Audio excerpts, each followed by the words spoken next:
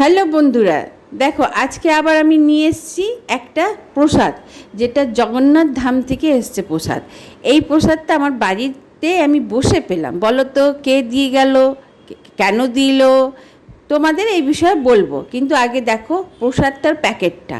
এটা যে নতুন পুরীতে না, দীঘাতে যে জগন্নাথ ধাম হয়েছে, তার তরফ থেকে প্রত্যেকটা ওয়েস্ট বেঙ্গলের পাঠানো হচ্ছে।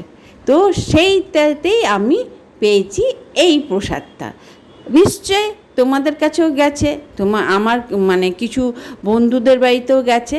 তো যারা যায়নি, যাদের কাছে মানে যেতে পায়নি, তাদের বলবো যে এই প্রসাদ, এই জগন্নাথ ধামের ফটোটা দর্শন করো, ঠাকুরের প্রসাদ, ঠাকুরের ফটো দর্শন করো, ভালো হবে।